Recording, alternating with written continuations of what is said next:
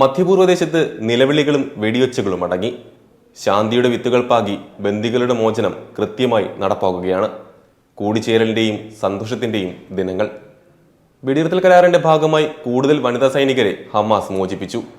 15 മാസത്തിന് ശേഷമാണ് വനിതാ സൈനികർ മോചിതരായത്.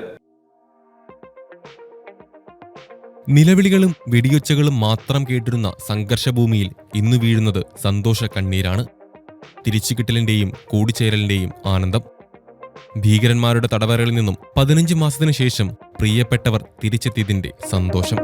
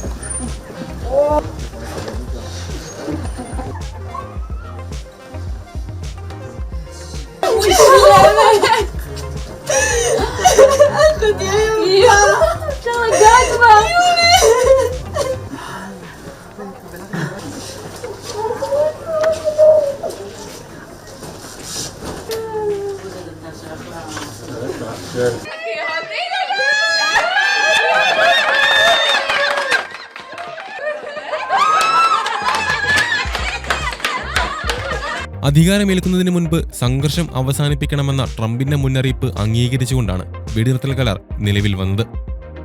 6 ആഴ്ച വീതമുള്ള 3 ഘട്ടങ്ങളായാണ് വെടിനിർത്തൽ. ഇസ്രയേലുമായുള്ള കരാറിന്റെ ഭാഗമായി 4 യുവ വനിതാ സൈനികരെ കൂടി ഹമാസ് മോചിപ്പിച്ചു. 15 മാസത്തിന് ശേഷമാണ് ഇവരെ മോചിപ്പിക്കുന്നത്. 2023 ഒക്ടോബർ 7 ഗാസ അതിർത്തിക്ക് സമീപം സേവനമനുഷ്ഠിക്കുന്നതിനിടെ പലസ്തീൻ ഓപ്പറേറ്റർമാർ തട്ടിക്കൊണ്ടുപോയവരാണ് ഇവർ. Liri Albag, Karina Ariev, Daniela Gilboa, Naama Levy എന്നിവരെ ഗാസ അതിർത്തിയോട് ചേർന്നുള്ള നഹൽ ഓസ് സൈനിക താവളത്തിൽ ഒരു നിരീക്ഷണ യൂണിറ്റിൽ നിന്നാണ് പിടികൂടിയത്. ആദ്യഘട്ടത്തിൽ ബന്ദികളായിരുന്ന 3 പേരെയാണ് ഹമാസ് ഇസ്രയേലിന് കൈമാറിയത്. ഡോറോൺ സ്റ്റെച്ച്പ്രച്ചർ, എമിലി ദമാരി, റോമി ഗ്യോനൻ എന്നിവരായിരുന്നു മോചിപ്പിക്കപ്പെട്ടത്. തുടർന്ന് ഇസ്രയേൽ 69 സ്ത്രീകളും 21 കുട്ടികളുമടങ്ങുന്ന 90 അംഗ സംഘത്തെ മോചിപ്പിച്ചിരുന്നു. ജനുവരി 19 ഗാസയിൽ വെടിനിർത്തൽ നിലവിൽ വന്നത്. നിശ്ചയിച്ചതിലും 3 മണിക്കൂർ വൈകിയാണ് വെടിനിർത്തൽ സാധ്യമായത്. പ്രാദേശിക സമയം രാവിലെ 8:30 കരാർ നടപ്പാകുമെന്നായിരുന്നു ആദ്യത്തെ ധാരണ. എന്നാൽ ആദ്യഘട്ടത്തിൽ മോചിപ്പിക്കുന്ന ബന്ദികളുടെ പട്ടിക ഹമാസ് കൈമാറിയില്ലെന്നാരോപിച്ച് ഇസ്രയേൽ കരാറിൽ നിന്നും പിന്മാറുകയായിരുന്നു. സാങ്കേതിക പ്രശ്നമാണ് പട്ടിക കൈമാറാൻ വൈകിയതിന് കാരണമെന്നായിരുന്നു ഹമാസ് നൽകിയ വിശദീകരണം. പട്ടിക കൈമാറിയതിന് പിന്നാലെ വെടിനിർത്തൽ നിലവിൽ വന്നെന്ന് ഇസ്രയേൽ പ്രധാനമന്ത്രി നെതന്യാഹു അറിയിച്ചു. അതിനിടെ ഇസ്രയേൽ വധിച്ച ഹമാസ് തലവൻ യഹിയ സിൻവാറിന്റെ പുതിയ ദൃശ്യങ്ങൾ പുറത്തുവന്നു. വടി കുത്തിപ്പിടിച്ച് ഒരു പുതപ്പുകൊണ്ട് തലയടക്കം മൂടി നടക്കുന്ന സിൻവാറിനെയാണ് ദൃശ്യങ്ങളിൽ കാണാനാകുന്നത്. അൽ ജസീറയാണ് വീഡിയോ പുറത്തുവിട്ടത്.